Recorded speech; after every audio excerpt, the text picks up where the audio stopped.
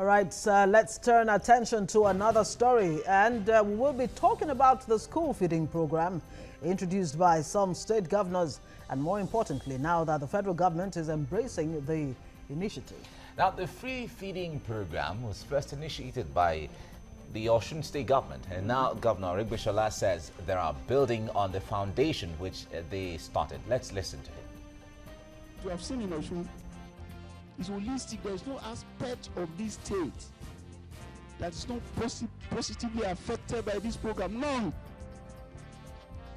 The market women fought in our support, not only because their children are beneficiaries, but because the program rubs off on them. It's mandatory for every child in our public school, in our public elementary schools, to eat one fruit a day that is in season. So we don't import the fruit. The fruits are bought from the market. Who are the people that will sell the food? The grocery owners, those who manage grocery, who sell food. So with oatmeal, therefore, they no longer have unsold commodities. The bakers are impacted. Based on the 5 international standards. These 5 standards are the standard that makes for successful programs. The programs that are obtained all over the world are successful and sustainable, as well as cost effective, because there are institutional capacity that have been built to manage the program. There is an effective design and implementation that has the local content. Then there is also the fact that there's a funding capacity being defined. Who does what? We also have the fact that they are looking at how the community will own the program and participate effectively. All right, joining us now is the Director of Operations of Osun School Feeding Program, Olubunmi Ayoola. It's good to have you on the show this morning. I'm delighted to Good morning. be here. Good morning. Wow. Well, this is a very laudable program. How long has it been going on now in Osun State? And you want to tell us how it has been so far?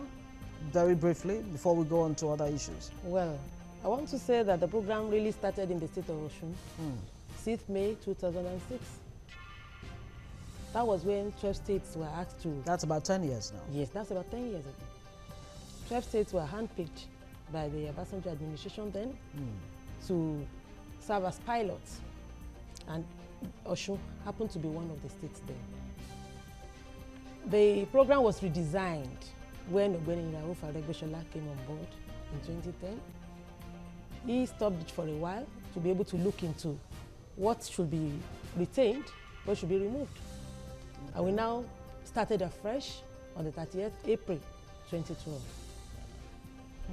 All right, we see that the current national food program has adopted that template from Osun State as it is. Now, when it was rejigged to look into it, what were the findings? What were the findings, or what made it different? Why was it necessary to come up with something different or peculiar to Osun State? Well, when he came on board, he had this 6 integral action plan of his, which included banishment of hunger, banishment of unemployment, banishment of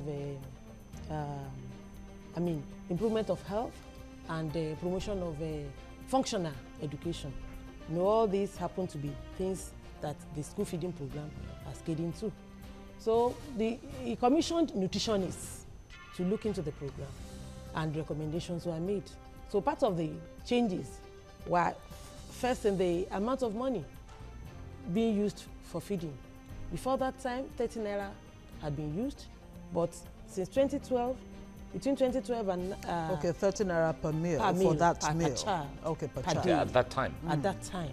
So it was redesigned such that each child was now given a meal of 15 naira per day. But we have had to change that because of the economic recession. So we had an upward review, and we are even happy that the federal government is now giving us 17 naira per child per day. That's really interesting. I wonder, 17 naira per day. If I went out with 17 naira now, I wonder how much food I can get, how much more talk about the nutritional value of that food. How have you been able to guarantee that this food remains nutritional with 17 naira? Part of the changes we had was improvement in the protein content. Okay. So the government decided that certain food items should be given to food vendors centrally. So with that, we are sure that our children get these food items. They are not limited to food vendors looking for them on their own. For instance, they are given chicken twice every week. They are given eggs. They are given fresh fish, and they are given beef. These 4 items are supplied to them centrally. And it's such that the cost is one that they would not have been able to achieve that on their own. So they are happy that they are getting that, and that saves them some money.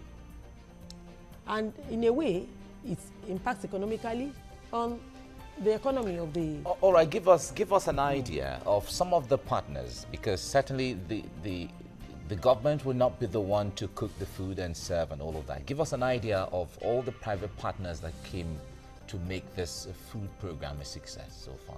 Well, the government made adverts so that we employed food vendors. We call them food vendors.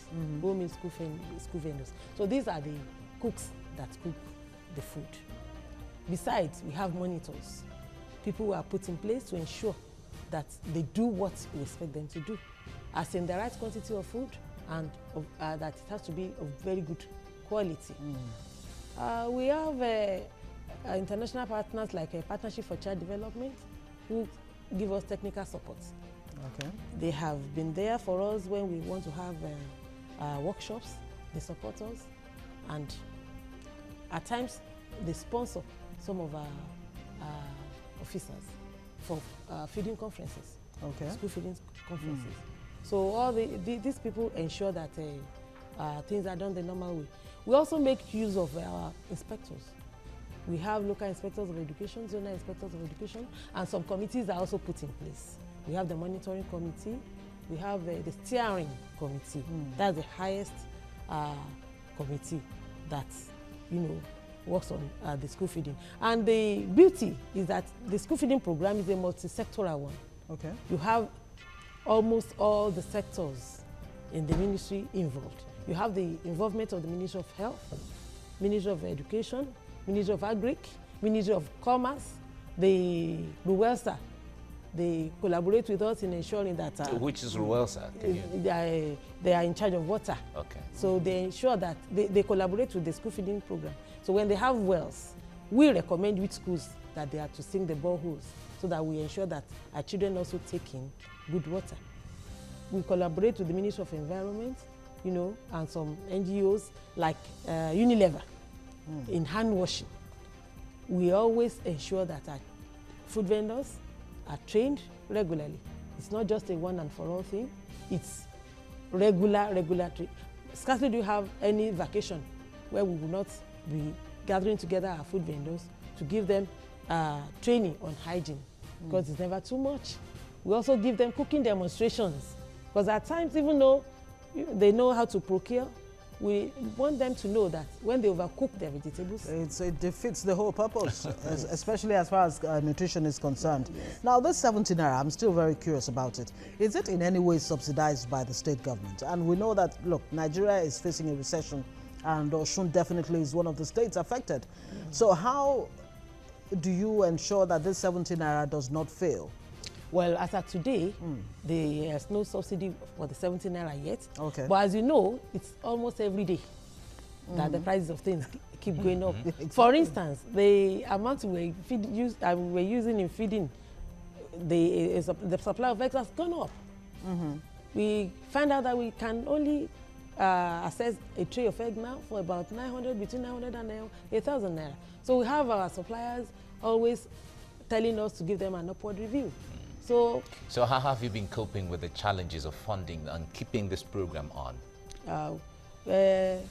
Before the federal government came in, it's been the political will of our governor, because the political will has to be there.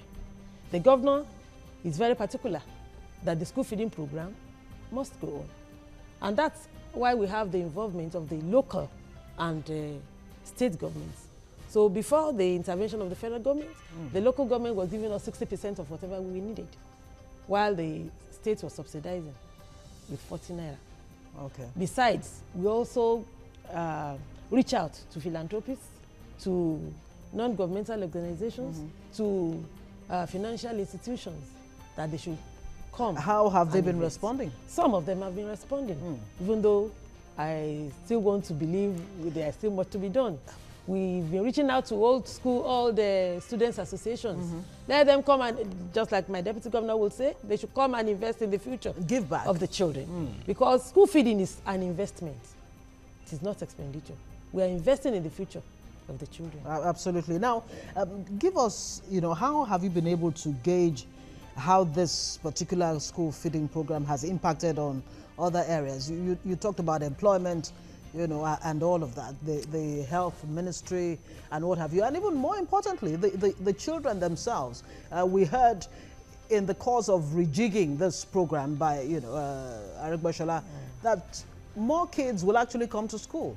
Yes. Well, let's make you answer that question after the When we break. come back. Let's go on a break now, and we come back to discuss more on the whole meal in Osun State. Stay with us.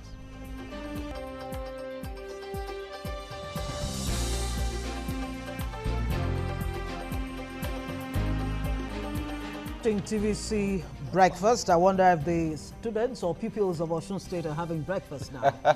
Or lunch. They should be going to school right now. It's Yes. about 8 o'clock in the morning. All right, we're looking at the school feeding program. It's been tagged homegrown at the federal level, but of course Osun has been blazing the trail in this particular project. Bumi Ayoola is the state program officer of school feeding program in Osun State, and she's been telling us how it has been so far since the program started. Now, the question I asked you before went on that break, how this has impacted positively or otherwise on the different areas where the vision was that this particular project will actually affect, especially school turnout on the part of the pupils. Yes, it has impacted enrollment. When we started in 2012, it was targeted at grades 1 to 3 then. Later, it was expanded to include grade 4. We realized that when we started, it was about 155,318 pupils. We had a 25% increase within a very short period of time. So, besides, because the children have been so much used to the fact that they take that meal a day. I told you it started in 2006. We had experienced situations such like people saying, please do not promote me because I don't want to leave this class. Wow, that is really, really strange, I must say. We find out that at times when our pupils fall ill for one reason or the other, their mothers come, especially when it is egg day. They will collect? Yes, they will say, please, I've come to collect my child's ration. So do you give to them? We give to them. Wow. So we find out that we have less incidents of out-of-school children in the state of Osun, backed up by, statistics from the Bureau of Statistics, external agencies telling us that you have very low incidence of out-of-school children in the state.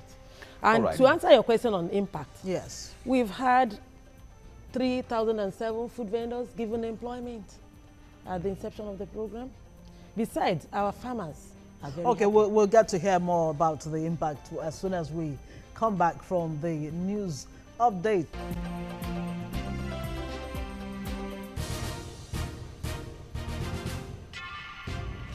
Right, if you're just joining us, you're watching TVC Breakfast. We've been talking about the school feeding program in Nigeria, but we're focusing on Osun State. That was a template that the federal government adopted, and it's been a success story from the start until now. We have the Director of Operation Osun School Feeding Program with us here in the studio, Olubunmi Ayoola. She's been giving us perspective and understanding of what the program is.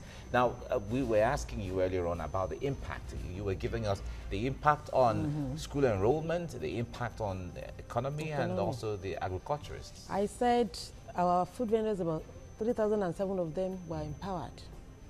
They were given employment. Besides, the state government gave them granting aid. Okay. The state government collaborated with the First Bank of Nigeria, took out some loan for them, 41,500 naira per food vendor, with which kitchen equipment was purchased for all these women before they started at all.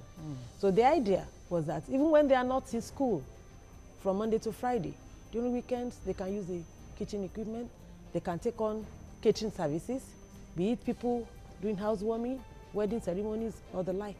So at least it will bring in extra money for them. For the state government or for the food vendors? For the food vendors. Okay. So it has empowered them. With the cooking utensils provided by the state? By the state. Okay. But the money was deducted by the bank. Okay. Over a period of time. A period of about 3 years.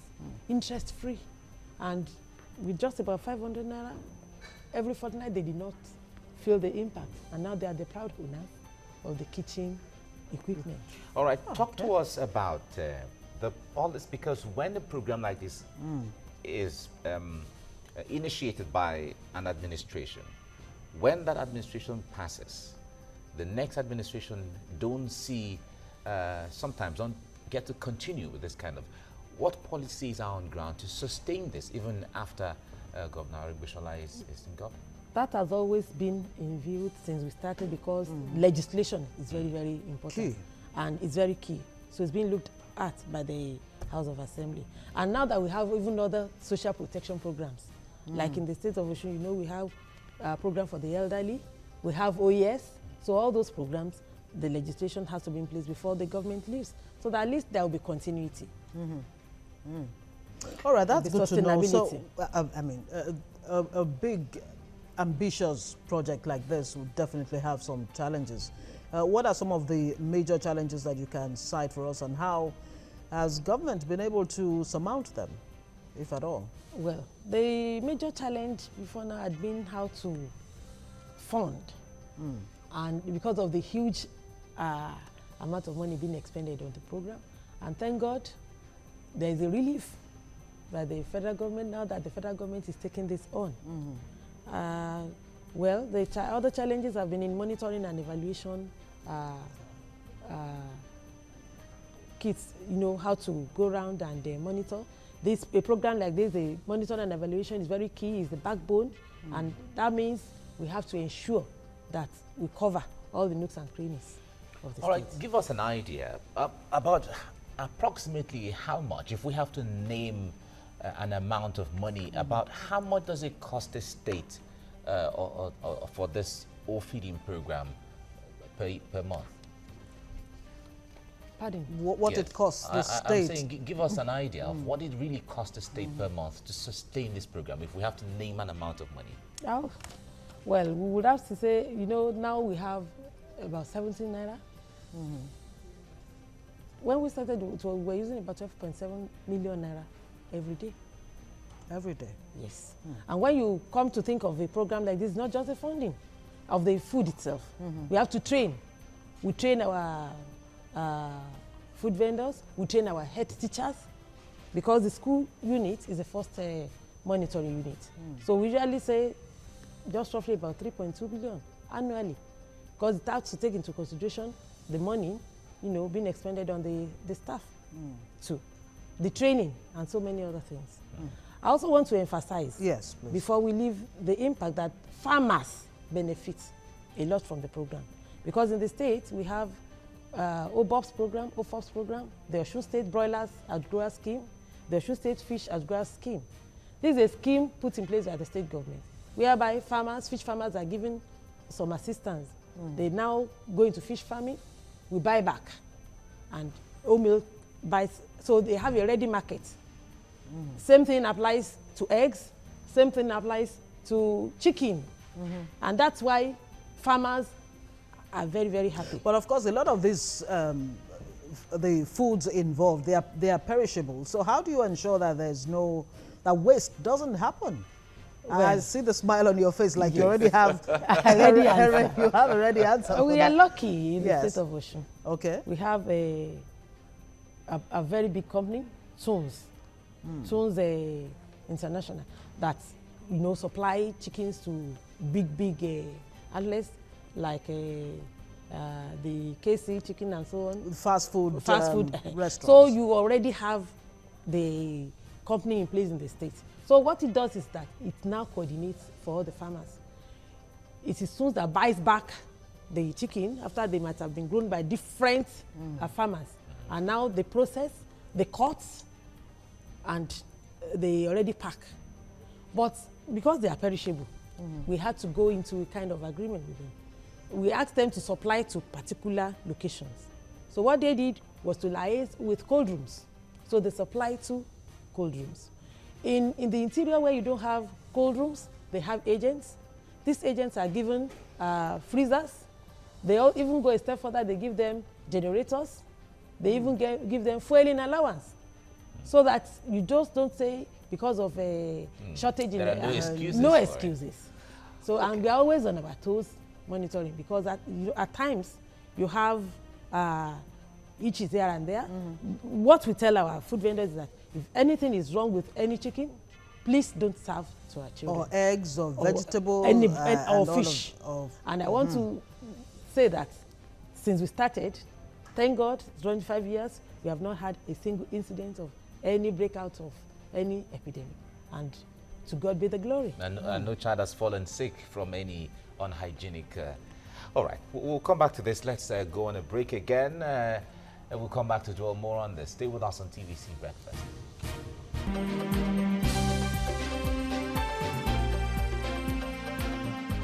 You're welcome back. You're watching TVC Breakfast. We're looking at the school feeding program, the Osun State example. Our guest right here in the studio is Olubunmi Ayoola. She's the state program officer for this program. But before I ask her another question, maybe just to give you an idea of what impact this may have made so far. Now, the statistics show that poor nutrition causes nearly 45% of deaths in children under 5. That's 3.1 million children each year. Now, 1 out of 6 children, roughly 100 million in developing countries, is underweight. Now, these are the main targets. Nigeria has the 3rd largest population of chronically undernourished children in the world. So they expect that the policy would improve child nutrition and, of course, health, like the Yorubas would say. Baba titori issue jepo, titori epo jeshu. Say it again. So, say it again. Say it again. Sorry? No. If you don't eat yam because of palm oil, you eat palm oil because of yam. Because so, of yam. Yes. How did you say it in Yoruba? No, I will not. I won't repeat myself. So, in other words, the school turnout is quite impressive and all of that. But you were trying to tell us when we went on that break about how government's intervention may have helped the program somewhat. You want to shed more light on how this collaboration between the state government and the federal has improved the situation? Yes, because like I said, funding had always been a challenge because especially with the economy, the downturn in the economy. But now that the federal government is coming on, it means that's a big relief. Okay. But as at now, we're still feeding our children with the 17 naira. Now tell us, how excited are the kids themselves? I mean, we can't talk about this without talking about the... If you go to our schools, you find our children have chubby cheeks. They're happy. They are happy. They can tell you from memory the menu table on a daily basis. And I want to emphasize that our children are given fruits daily. They are given fruits of the season, and they are very happy.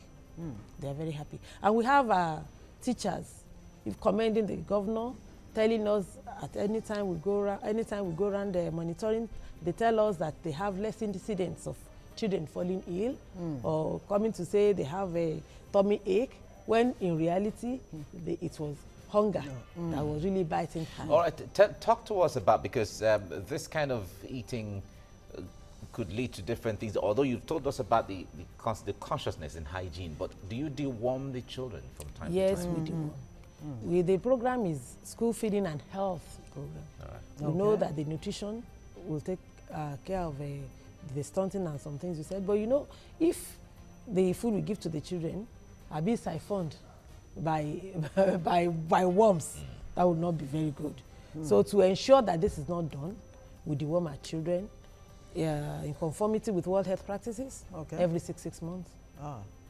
we give them deworming drugs. All right, that's interesting. Now, I do recall that in the U.S., for example, I mean, they've been doing this program for like 10 decades, actually, or 70 years. Yes, 70, that's 7 decades.